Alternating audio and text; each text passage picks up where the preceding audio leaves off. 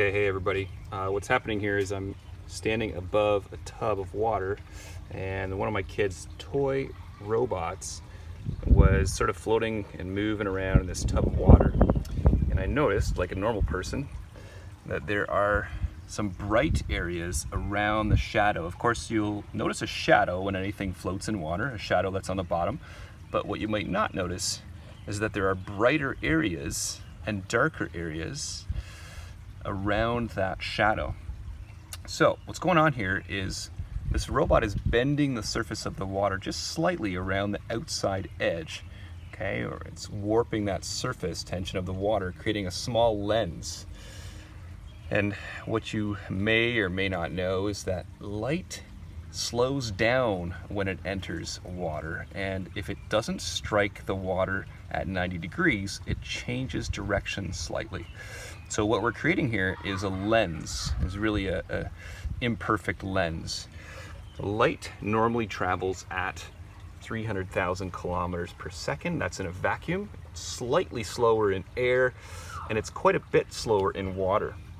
So light travels about 225,000 kilometers per second in water, and when it hits glass, an even more optically dense material, it slows down to about 200,000 kilometers per second. So that's that's 2/3 of the speed that it would be traveling in a vacuum.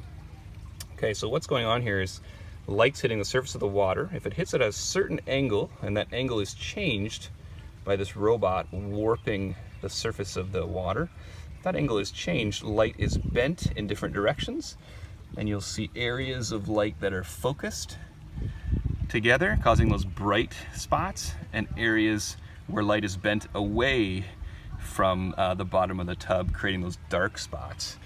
So look around you, you notice all kinds of cool phenomenon that would normally just be thought of as shadows. Okay, so how does this work, or why does this work? The best way to explain this is with another kid's toy. Here we've got a little John Deere tractor.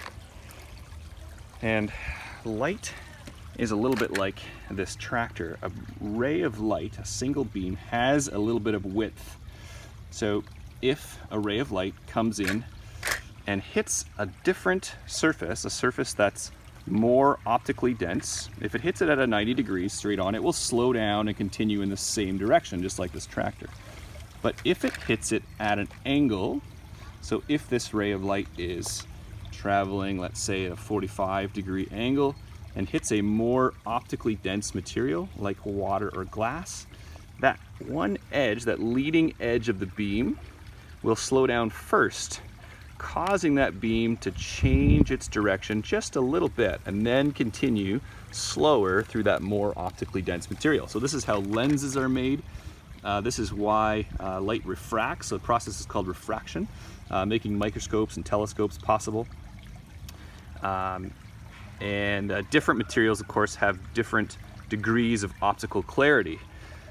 Oils or water or plastics, plexiglass, slow light down to a different degree. Okay, my question for you, question of the day is, what is the most optically dense material on Earth? So what material slows light down the most, and how slow is it traveling through that material? Okay, so it doesn't take much research to find this out. Check it out. Hopefully you're surprised. Maybe you know this already. And what we're going to look at this week is the fact that light is one type of electromagnetic radiation. So light is a form of electromagnetic radiation, and the only form that we can see with our eyes. Our eyes are designed to pick up visible light.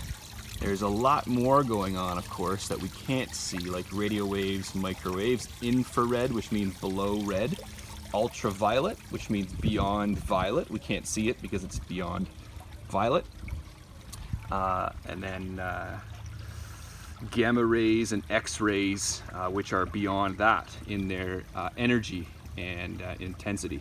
So that's the spectrum of electromagnetic radiation that we're going to look at this week, and specifically light. Light is the one tiny sliver of that spectrum that we can see, and is probably the most interesting for us to study at least during this chapter. There's my pond, and there is a frog in here somewhere. He's just talking. All right, that's for another video. Have a good week, guys. Answer that one question. What is the most optically dense material on Earth, and how fast does light travel through that material? Have a great week. Over and out.